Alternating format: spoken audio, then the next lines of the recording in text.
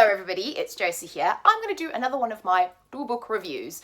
So today's two books are linked by the fact that they're both queer lit, so they both feature main characters that are in one of the books I'm talking about, they're pretty much exclusively lesbian characters, and in the other book you have bisexual characters, but with a very, very central female-female romance.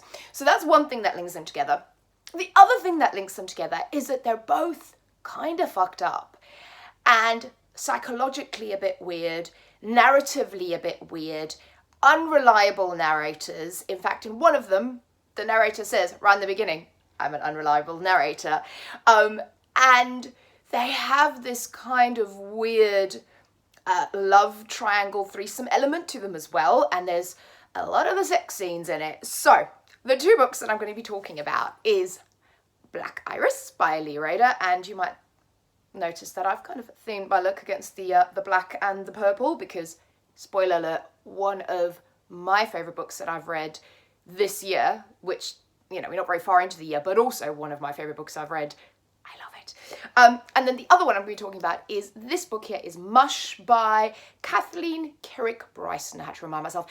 And I was just going to say, love this cover. What the actual fuck is this? This is horrendous. Now, besides the fact that it has the purpley tones, which kind of goes well with the other one, which I appreciate, but that is awful.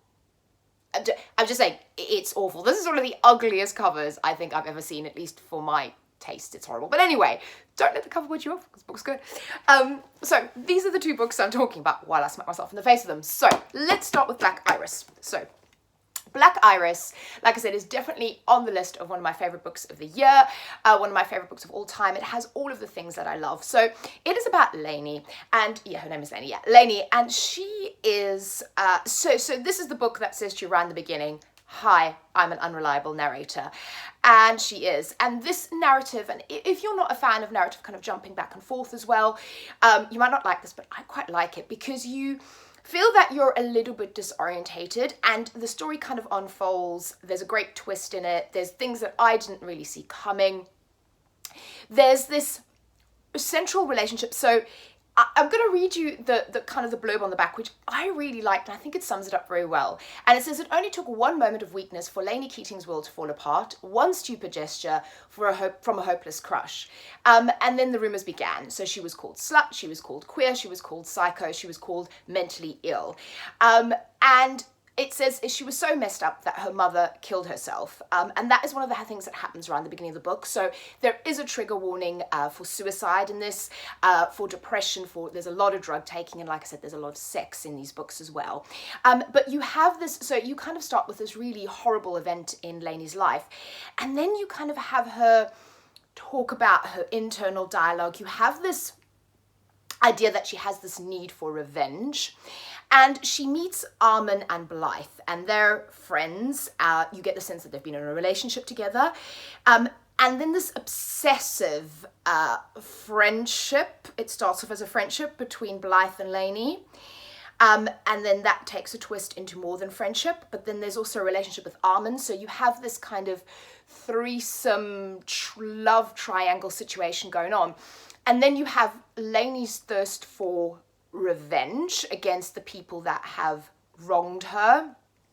And I love her as a character, but she isn't a likable character, and she is an unreliable narrator. I love this kind of crazy psychological, just kind of raw, not healthy relationship that her and Blythe have. I love Blythe's character. She is also very morally grey. She is not the good girl character either. I like that. I like the women in this book. They're kind of not your stereotypical girl characters. And I really, really enjoyed this. It is exactly the kind of book I like. I've mentioned this quite a few times, but Girls on Fire is one of my all-time favourite books. And, sorry, my voice is going. And the author there is Robin Wasserman for Girls on Fire. I think it's Girls on Fire, yeah. And this book reminds me of that. So it falls back into that genre of fucked up female relationships. You got the queer element in here, which I love, and that kind of psychological, kind of crazy need for revenge.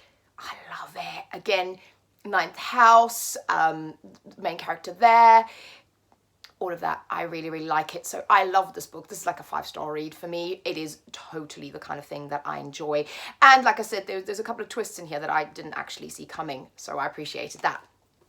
Then the other book I'm going to talk about is ugly cover, Mush. So this is a diva book. So Diva is a magazine specifically for lesbian and bi women, so for queer women here in the UK.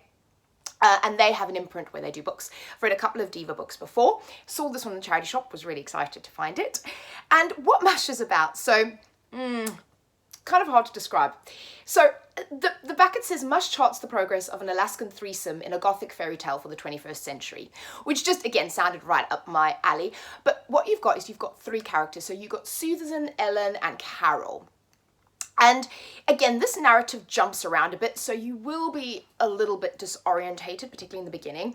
So it kind of starts off where these characters are kids, and they live in this kind of really cold, isolated Alaskan landscape, which is very cool. I like that setting. And they each have their kind of demons to deal with in terms of their families. One of the mothers is an alcoholic and the father's always away. One is in a children's home. One is kind of dealing with the loss of her cousin. So there's different kind of elements that kind of trauma and grief. So there's trigger warnings there. And then it kind of skips time. So you see them when they're kids, you see them sort of teenager-ish. And then the main bulk of the story is when they're adults.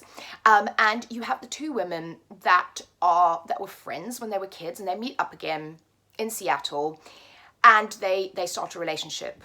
And what I like about this as well is that you have a lot of commentary around kind of the dynamics of queer relationships, and also that there's a lot in here, and again, a trigger warning for domestic abuse, I would say. A kind of a controlling, in my eyes, abusive relationship. And I think it's something that, and this is a book I definitely need to get to, that in the Dream House. She talks about that, and she talks about that in real life, what happened to her, and an abusive kind of controlling relationship, and that people don't really talk about that much in queer, in queer relationships. And I think this is sort of a fictionalized version of that, is talking about that, which I think is good, and I think good is maybe the wrong word, but I think is powerful, and I think is important to talk about. And so you have that kind of dynamic. You also have sort of the classic butch femme dynamic and discussion around that. And then you have this 3rd woman come in, Ellen, who they're kind of vaguely knew also from the childhood, and you saw a bit of her story in the beginning. And it ends up much like Black Iris in kind of a threesome or a love triangle.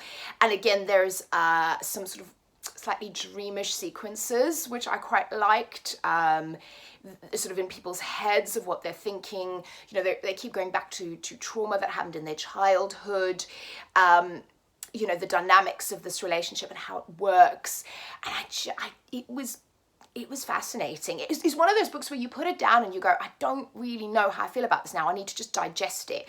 Having, again, hard to give a star rating. I'd say 4 stars because there was some, I don't know, maybe some elements that weren't a 5-star, like that. It wasn't like Black Iris for me, but on the other hand, it was so interesting and so different. And unlike anything I think I've really kind of read before, Kathleen is an interesting author. I think she's written 1 other book. I don't think she's done too many. So I'm going to look up a bit more on Kathleen's books. But yeah, I just found this really fascinating, interesting, different as a narrative.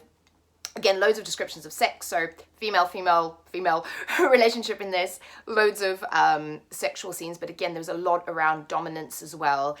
And I found that fascinating and interesting and important to read about as well. So both really interesting books, both with sort of power dynamics in them, both with queer relationships. I really hate the cover. Both with interesting psychological aspects, some sort of hidden truths, more thrillery elements in Black Iris, I guess. But yeah, both books that I would recommend, and I certainly enjoyed reading because they're kind of right up my alley. And if you enjoy any of those themes or you think they sound interesting, give them a go. And if you've read them, let me know. Particularly Black Iris, I think it's probably the more popular book. I don't know how many people have read Mush, but Black Iris, let me know what you think. And as always, if you have anything that you think I would like based on these, let me know in the comments below. And thank you for watching, and I will speak to you all again very soon. Bye-bye.